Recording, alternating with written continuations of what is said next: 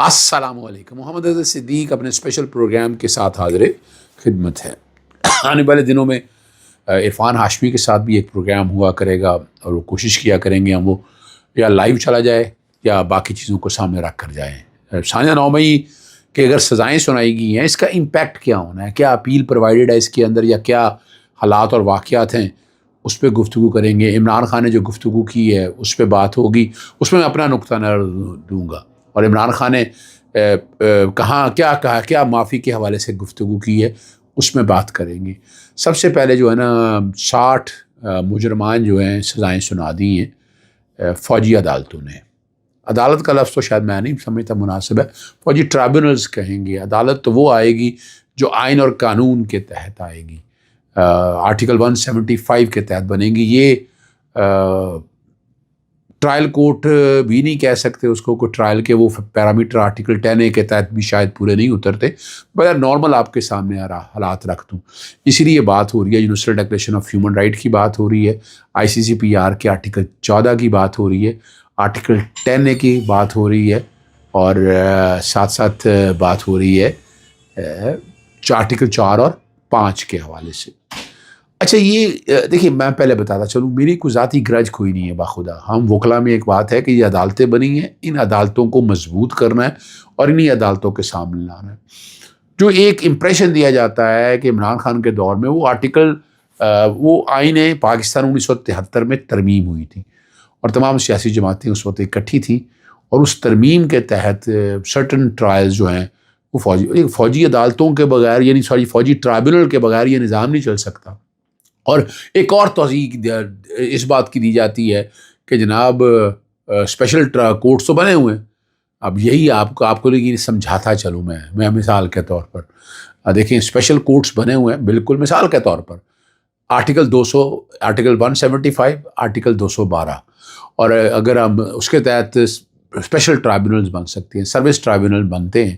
Service ٹرائبونل میں اپیلیں جاتی ہیں اس کا, لیکن اس کی اپیل پھر آگے سپریم کورٹ کا اپیل, لفظ اپیل یاد رکھنا ہے آپ نے. محکمہ ماحولیات کے تحت اسپیشل کورٹس ہیں, نیب کے لاء کے تحت وہ نیب کو کے تحت جو عدالتیں ہیں وہ نیب اسپیشل کورٹس ہی کہلاتی ہیں, اس میں سیشن ججز ہی آ جاتے ہیں. ٹھیک ہے نا جی, وہی وہ اپنا وہ باقاعدہ جا کے ٹرائل کرتے ہیں. استعارہ دہشت گردی کی کوٹیں آ جائیں, منی لانڈرنگ کے حوالے سے آ جائیں, FI کے کانٹیکس میں آ جائیں, اسپیشل بینکنگ کرائمز کے حوالے سے آ جائیں. یہ اسپیشل عدالتیں بنی ہیں اسپیڈی ٹرائل کے کانٹیکس میں. تو اگر دیکھا جائے اسپیڈی ٹرائل موجود ہے, باقی جہاں تک جو باتیں ہیں نا وہ ساری اپنی جگہ موجود ہیں اور اس کے مطابق چلنا ہے. اب آپ کو نارمل میں لے کے چلتا ہوں, پھر میں باقی باتوں کی طرف آتا ہوں. GHQ حملہ کیس میں جو ہے 5 مجرمانوں کو پہلے ہی اڈیالہ جیل منتقل کر دیا گیا ہے, اور جناح عزیہ کور کمانڈر ہاؤس لاہور میں حفیظ اللہ نیازی صاحب کے صاحبزادے جو ہے سانونا نیازی کو 10 سال قید بمشقت کی سزا سنا دی. اور پہلے 15-20 کر کے سزائیں سنائی جانی تھی, لیکن باقی کے فیصلے سنا دیے کہ پہلے 25 کے آ گیا تھا, 85 یہاں پر تھے, 103 کے قریب پہلے تھا, اس سے پہلے وہ سارا کچھ سامنے آ چکا ہے. اب آپ میرے پاس تحریری فیصلے تو میں نے کہیں نہیں دیکھے, یہاں کسی گروپ میں شیئر ہوئے. پہلے فیصلے نا پہلے 15 اور اس کے بعد 25 اور اس کے بعد 60 یا جو 60 آ جائے ہیں یہ ابھی تک جاری نہیں کیے گئے.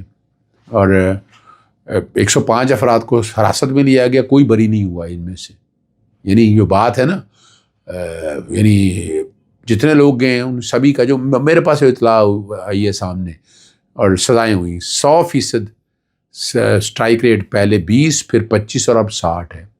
ایک بھی بے گناہ نہ نکلا. اور دنیا بھر کی عدالتیں اسی لیے یعنی ممالک ہیں, یورپین یونین, حکومت امریکہ, دیکھیں وہ سوال اس پہ اٹھا رہے ہیں, وہ آپ کی مداخلت, آپ کی علاقائی سسٹم کے اندر مداخلت نہیں کر رہے, اور وہ بین الاقوامی چونکہ قوانین ہیں, universal declaration of human right, ICCPR, کوشش کروں گا کہ آرٹیکل 14 اس کا بیک گراؤنڈ پہ چل جائے, ہمارے یہاں آرٹیکل 10A, آرٹیکل 4 اور 5 چل جائے تاکہ آپ سمجھ سکیں ان باتوں کو. اب ان چیزوں کو سامنے رکھتے ہوئے اب آگے اپیل جو ہے وہ اپیلیٹ فورم ہے, وہ محکمانہ ہوتا ہے.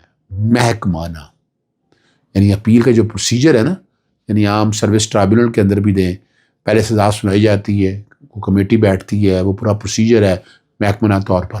پھر اپیل محکمہ کے اندر سنائی جاتی ہے. مثال کے طور پر ہائی لیول پہ ہو تو سیکٹری، چیف سیکٹری وغیرہ وہ سارے معاملات کو دیکھتے ہیں. محکمہ ماحولیات میں دیکھیں تو انوائرمنٹل ٹرائبیونل بنے ہوئے ہیں، وہ ٹرائبیونل بنے ہوئے ہیں انڈیپینڈنٹ، وہ دیکھتے ہیں. الیکشن ٹرائبیونل بنے ہوئے ہیں. اب الیکشن ٹرائبیونل کی وہ تعیناتی علیحدہ بات ہے، الیکشن کمیشن وہ کرتا ہے، لیکن وہ ٹرائبیونل بنے ہوئے ہیں اور اس ٹرائبیونل کے فیصلے کے خلاف اگلی اپیل جو ہے نا، ایک اپیل کا رائٹ کم کر دیا، وہ سپریم کورٹ جاتی ہے. تو یہاں بھی اپیل کا رائٹ فراہم کیا ہوا ہے.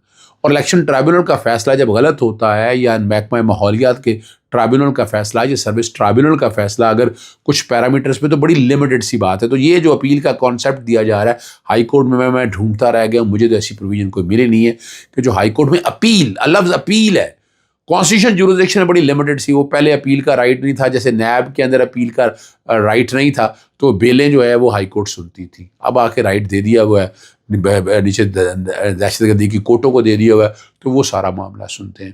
پریس ریلیز جیسی ایز اٹ از میں آپ کے سامنے رکھ دیتا ہوں، آپ نے دیکھ لی ہے.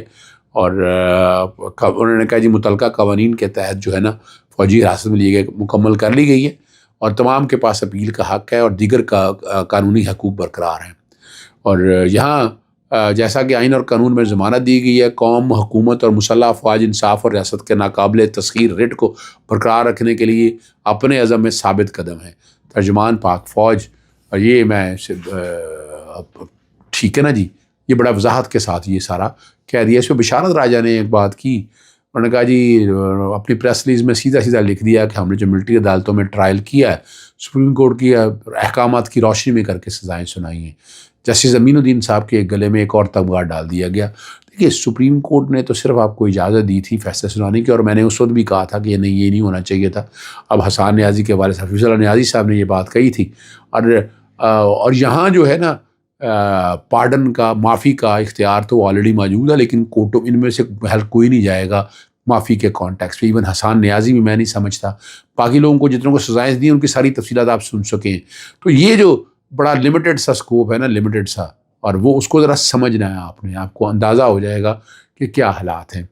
عمران خان سے جو ملاقات ہوئی ہے اور صاحبزادہ حامد رضا نے بڑی زبردست بات کی ہے، اور انہوں نے کہا جی ان پر جو قاتلانہ حملہ ہوا اور جو سلوک کرنے والوں کو معافی کو تیار ہیں، اور علی امین گنڈاپور پر بھرپور اعتماد کا اظہار کیا ہے اور تمام ارکان اسمبلی کی استقامت کو سراہا ہے، کارکنوں کو اپنا فخر کہا ہے. یہ صاحبزادہ حامد رضا کہتے ہیں. عمران خان نے ہاؤس ریسٹ میں جانے سے انکار کر دیا ہے. میں نے آپ کو پہلے بھی بتایا تھا، صاحبزادہ حامد رضا نے بھی یہ کہا، اور کہ ہم سب سیاسی قیدیوں کو رہا کروں، میں اگر جاؤں گا تو مکمل رہائی میں جاؤں گا، ہاؤس ریسٹ میں نہیں جاؤں گا.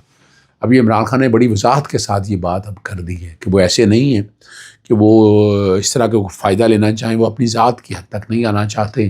اور یہ بات بھی جینون ہے. عمران خان نے جو بات ساری کہی ہے، اس ساری بات کو اگر آپ سمجھ سکیں تو آپ کو اندازہ ہو جائے گا کہ ریالٹی کیا ہے. اور ریالٹی سمجھنا بڑی ضروری ہے. یہ ریالٹی جو ہے نا سمجھنا بہت ضروری ہے. اس سے آپ کو اندازہ ہوگا کہ اصل حالات اور واقعات کیا ہیں. اور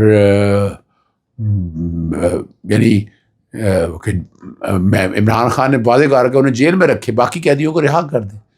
نظر بندی کے جو بات ہے نا، اس پہ انہوں نے صاف کہہ دیا کہ وہ قابل قبول نہیں. ساتھ انہوں نے اس بات کو بھی واضح صحافیوں کو بھی کہا کہ ان کے اوپر قاتلانہ حملے اور ناروا سلوک پر وہ معافی کا اعلان کرتے ہیں. یہ عمران خان بڑی کلیئرٹی کے ساتھ ایک چیز سامنے رکھ رہے ہیں. عمران خان بڑی وضاحت کے ساتھ، کوئی ڈاؤٹ نہیں ہے، کوئی ایسی بات نہیں ہے. اور عمران خان چاہتے ہیں کہ آئین اور قانون کی پاسداری ہو، جو article right to fair trial یا ڈیو پروسیس آف لاء کی بات ہے اس پر عمل درآمد ہو. اور عمران خان استقامت کے ساتھ کھڑے ہیں، ماشاءاللہ روبہ صحت ہیں، حاش بشاش ہیں، اور جو انہوں نے آ کر بتایا وہ سامنے ہے. ملاقاتیں بڑی لمیٹڈ سی ہیں، ملاقاتیں ہو نہیں رہی ہیں، لیکن جو عمران خان کو بین الاقوامی قوانین کے تحت جیل کی سہولیات ملنی چاہیے، یہ بھی ریکارڈ کی بات ہے کہ وہ سہولیات مل نہیں رہی ہیں. وہ ملنی چاہیے، یہ عمران خان کا رائٹ ہے، عمران خان کا حق ہے کہ وہ سہولیات اس کو ملنی چاہیے. اجازت چاہتا ہوں. السلام علیکم، اللہ حافظ. پاکستان زندہ باد.